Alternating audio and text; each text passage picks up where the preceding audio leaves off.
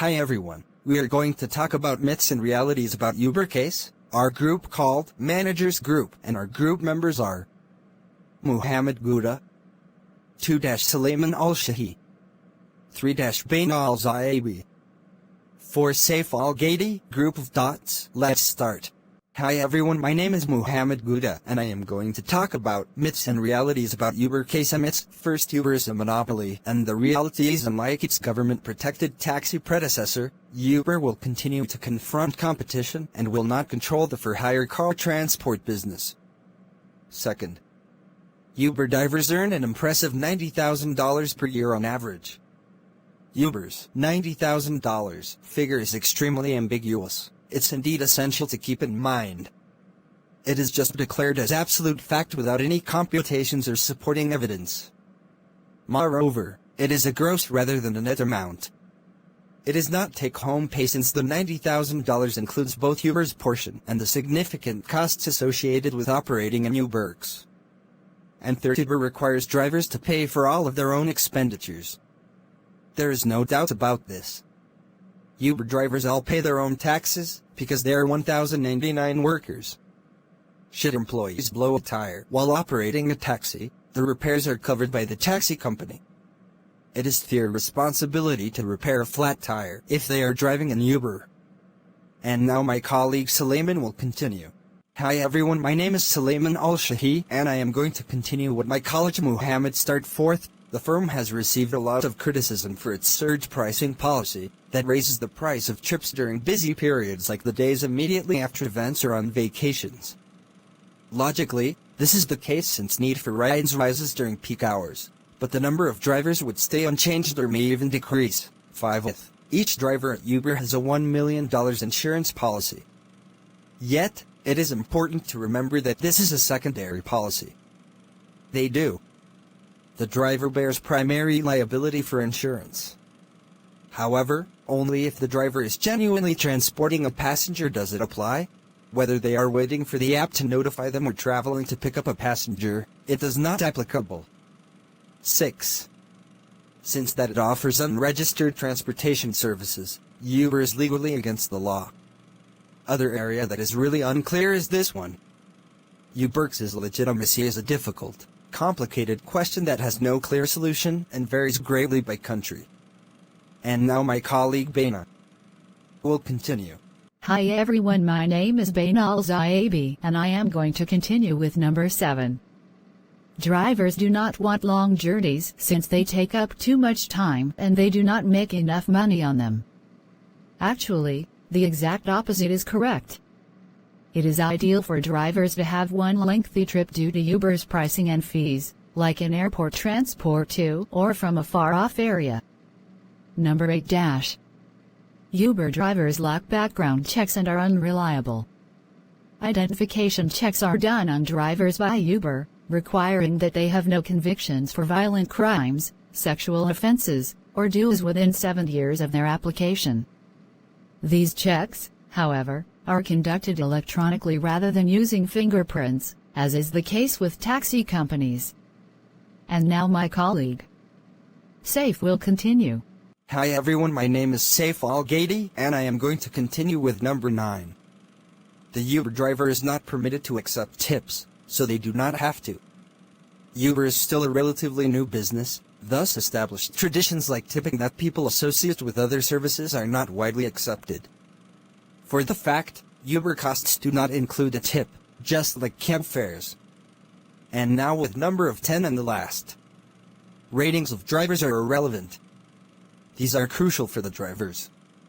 Uberx requires drivers to keep an overall rating of 4.7 in order to keep driving. Thus, even a few negative reviews can put a stop to a driver's career. And now we are going to answer the 3 questions that was on VLE. Q1 What is the myths and the reality about entrepreneurship that you find in the Uber case? Well, in recent months, various questions have been raised regarding the Uber case. By highlighting the collaborative economy-based marketing strategy adopted by Uber Pop, a recent judgment by the AC has just reignited discussion. Yes, I agree. It is significant to remember that this ruling specifically refers to Uber Pop rather than Uber itself. Via an app, Uber Pop served as a platform that connected various independent drivers with other users. Years ago, this platform stopped being used. At the moment, Uber based its operations in the EU and Spain on a network of drivers who hold private vehicle driver licenses, HIRIS, 2017. The X ruling establishes how member nations must respond to services that are part of the shared economy, like Uber Pop, but it also has possibility of having an impact on other industries. According to Joaquin Muse, head of IT and IP at Onter, this ruling should not impede those organizations that actually carry out cooperative economy operations, which operate merely as facilitators, and it is people who realize the product transfer work. But businesses supported by the sharing economy that are actually offering a direct service will need to examine their business models to comply with the new industry norms, ASIN, 2020.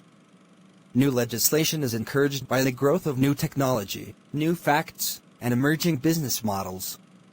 As a result of this inclination, both domestic and international legislation pertaining to the shared economy take on a new aspect which enables them to set boundaries for this profession within various economic sectors. Yes, in recent months, various questions have been raised regarding the Uber case.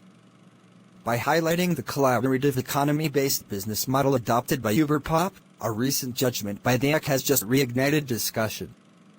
Well, the fact that Uber Pop is specifically mentioned in this ruling rather than Uber itself should not be overlooked. Via an app, Uber Pop functioned as a platform that connected various independent drivers with other users. Years have passed since this platform last functioned. Presently, Uber based its operations in Spain and the EU on a system of workers with personal vehicle driving licenses. As new realities and business models emerge and new technology are developed, new regulations are encouraged. The ability to establish the boundaries of this discipline inside each sector of the economy is made possible by this inclination, which gives national and global legislation for the sharing economy a different dimension. Q2 What is the reality about entrepreneurship that you find in Uber? Watch the video of Uber. See, everyone has had the thought of starting their own business at some time during their lives. Only a small percentage of people really implement a concept. Most people usually only experience it briefly as a dream.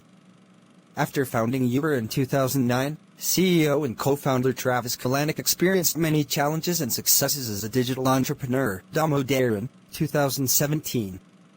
When one is only seeking for a replacement for their irritable boss, to be an entrepreneur is not the ideal method to make a livelihood. It is true that running a business has little to do with earning a living. It is about leading an unpredictable, challenging life. Continue to read if that seems intriguing. Individuals will like this narrative. To be an entrepreneur requires a lot of effort.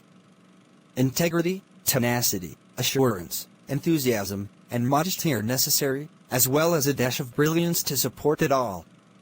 Yes, and it requires courage. Take the businessman Travis Kalanick, whom I greatly admire. He has been referred to with profanities we cannot repeat here, and he has had a history of failure in several endeavors. Yet, like all good business people, he ignores criticism and sees defeat as an excellent teachable moment. Upon closing, he will gradually move on to his next concept, however this time he will be more knowledgeable. What happens following the idea is crucial to successful entrepreneurship. Each brilliant and frequently straightforward concept is backed with an exceptional amount of vigor and perseverance. Entrepreneurs with the drive, perseverance, and foresight like Travis are very inspiring. No, I am not talking about any sort of clairvoyance. He is referring to the vision that each and every great entrepreneur has in their heart. It is the capacity to identify market demands and produce a good that meets them. Talented business people are constantly seeking new ideas. Great business people search for inefficiencies in the store when they go food shopping. Q3, which myth you believe? Did you? Why or why not? I agree with all that Uber situation, but the more recent myth about Uber like the company is cost-cutting and drivers are less profit-taking, so the drivers or employees are not much satisfied with Uber now. My belief is the new concept Travis, which have previously covered on Capitalist Creations, is fantastic. So, this concept is now valued at several $billion. But I agree that most of the employees resigned Uber and joined to their competitor company. Yes, Uber is Travis' newest endeavor, and everyone has undoubtedly heard everything about it by this point. But some myths are quite believable. There is nothing improper with the fact that it is rather contentious. Controversy surrounds all truly great disruptive businesses at some point or another. Thank you for your listening, and I wish you all doing well.